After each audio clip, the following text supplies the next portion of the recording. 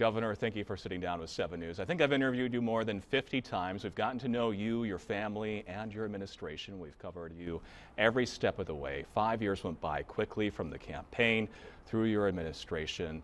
I want to talk to you about a few things, but first, what do you see as your major accomplishments? Well, first of all, thank you for being on this journey with me. It's been amazing. And along the way, I think the biggest accomplishment that we've seen is the ability to do a lot and not just limit ourselves to one or two things. You know, I had this aspirational, broad agenda when I came in, and everybody would ask me, what are the one or two things you're going to do? And I said, no, we're going to do it all. And we have. We have revitalized economic development in Virginia to a state that no one could have believed. I mean, we've had more economic development wins than the last 6 governors combined. Job growth has been at a record level, and that's created record budgets, which have allowed us to have record tax relief and, of course, record investments. We have transformed K through 12 education. We put parents back at the front of the table where they belong. We've raised expectations. Cell phones are out of the schools. And on top of that, we have seen academic performance go up. I mean, we led all our peer states in math recovery, and we led the nation in reducing chronic absenteeism. We've seen a 30% decline in murders across Virginia because we backed the blue. And that investment, but by the way, that encouragement has allowed us to this week get ready to graduate the 2nd largest training class ever in the history of the Virginia State Police. We've demonstrated that Virginia can have a government that works. And I have to say, in October, wait times at DMV were below 6 minutes for anyone who walked in. And the Virginia Employment Commission has no backlog, and we're number 1 or number 3 in most categories in the nation in how we respond to Virginians in need. We did a lot. And that, I think, is what I'm most proud of, is that we were able to teach governments to go, to deliver, and to generate results, not just activity. And I think that's what our administration has been all about. And Governor, you're going to be handing the baton to Governor-elect Abigail Spanberger here in Richmond soon. She's talked a lot about affordability.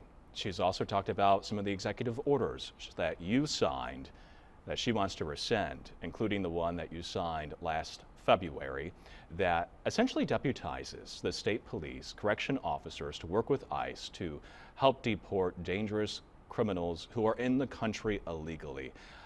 What do you think about her plans on affordability? Do you think it will make Virginia more affordable? And then also your executive order being rescinded, possibly on day one. Well, 2 big topics. And so let me just first talk about cost of living and affordability in the Commonwealth of Virginia. The biggest way to impact cost of living in Virginia is to get taxes down and provide tax relief. And that's what we've done. $9 billion of tax relief back to Virginians because Virginians are overtaxed, and we're running another huge surplus this year, and there's plenty of money in the system to fund everything that needs to be funded and provide more tax relief. We also have to remember that rising electricity prices have been caused by a Green New Deal and, by the way, a lack of understanding that Virginia should be growing. And for years, former administrations and, of course, the utilities thought Virginia was stagnant. We're not stagnant, we're growing. And that's meant we have outstripped all of our generating power here, and they've been closing it down. Listen, wind and solar aren't going to get it done. We know that. And so we've got to continue to embrace an all-of-the-above power plan so that we can feed a growing Virginia, but do it so power is readily available and affordable and made in Virginia. This is critically important. I also don't think that putting us back into RGGI, the Regional Greenhouse Gas Initiative, makes any sense at all. It's just a tax. It drives up power bills, and it benefits nobody. And it is just a tax. Even Democrat-led states are jumping out of it because they recognize that it's a failed bad policy. We've got to get at cost of living by truly bringing cost of living down, not doing things that are going to drive it up. So you don't think Abigail Spanberger is going to make Virginia more affordable? I think that she can make it more affordable if she tackles getting taxes down, getting utility bills down by embracing all of the above and recognizing that wind and solar are not going to get it done. I also believe that the key to bringing housing costs down is first deregulating.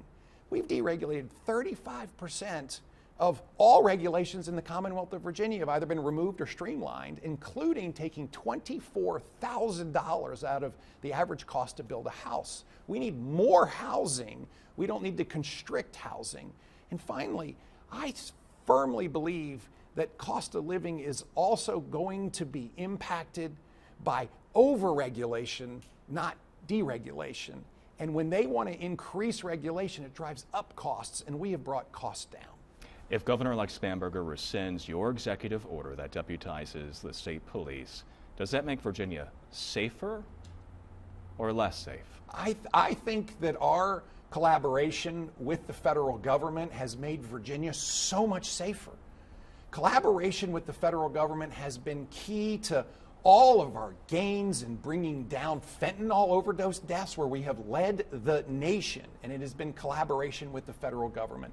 It's been at the heart of us arresting violent criminals. We arrested the number 3 guy in MS-13. We have attacked the gang infrastructure and made arrests that have made it much harder for gangs to operate and distribute drugs in Virginia. And those collaborations are critical. And to not collaborate with the federal government, I believe, would be a mistake. And what we've seen is states that have not been collaborating with the federal government have much higher crime.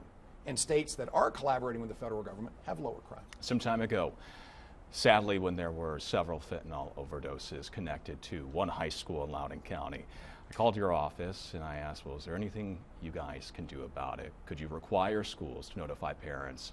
And at a certain time period, that day, your office called me back and said the governor's going to sign an executive order requiring schools to notify parents within 24 hours of a school-connected overdoses. And it took a couple of sessions for lawmakers to codify your executive order. It has passed the General Assembly. You signed that into law last year, and we have seen juvenile overdoses plummet across the Commonwealth. That's got to feel good to know that the health and safety of children have been improved because of this executive order and now the law. It does. Virginia is safer today, and Virginia is healthier today, and there are people, and particularly young people across the Commonwealth of Virginia, that are alive today because of this work. And I have to say, at the heart of it was a basic belief that parents have to know what's going on in their children's school so that they can play the role of parent. Imagine if there is a drug overdose in a school and all of a sudden counterfeit pills are being passed around the school and there is no communication with parents, and parents don't have the opportunity to sit down and talk to their children. The First Lady has been on the forefront of communicating the deadly impact of counterfeit pills with fentanyl in them. And her It Only Takes One campaign, along with a lot of other work, has allowed Virginia to lead the nation in reducing fentanyl overdoses. 59% reductions. We still want to get it to 0, but there are a lot of people around Virginia today who are alive because of that work. But at the heart of it is making sure that parents know what's going on in their children's lives. And parents are at the head of the table in decisions that need to be made. And that's why this executive order that, yes, it took 2 sessions of arm twisting to get the General Assembly to pass a bill that would codify it, fits right in with the rest of the bills that we were able to pass eventually on a bipartisan basis to allow parents to take masks off their children back when we were coming off the pandemic, when we first came in, to allow parents to take sexually explicit material out of their child's curriculum if it didn't fit with their family values. I mean, these are the kinds of steps that remind us that parents are in charge of children, not government. So I have 2 questions left for you. Really quick on redistricting. Good idea, bad idea? Oh, Virginians hate this. And just 5 years ago, there was an overwhelming referendum. 2/3 of Virginians voted for an independent redistricting commission to settle all of this. We want fair districts. That's what they've generally drawn. And Virginians expect them to be fair. And I think that the General Assembly's movements in order to usurp the voice of Virginians is so fundamentally wrong. Now, I also believe that it's constitutionally illegal. That the work that they did was in the middle, if not at the end, of an existing election. And it violates the Constitution clearly. And therefore, we have to stand up and say that's wrong. I think this is a very, very, very wrong way for them to go. And I think Virginians and I think the courts will stand up for us. Finally, Governor, you're going to be giving your final State of the Commonwealth to lawmakers in a short time. Can you preview your State of the Commonwealth, and also what's next for you? Well, first of all, I am filled with an incredibly full, grateful heart. And the First Lady and I have spent the last couple weeks really reflecting on the privilege and honor that it has been to serve Virginians. 8.8 million Virginians. I think I've met most of them. And what an honor it has been to serve. And that is really where I want to start tonight.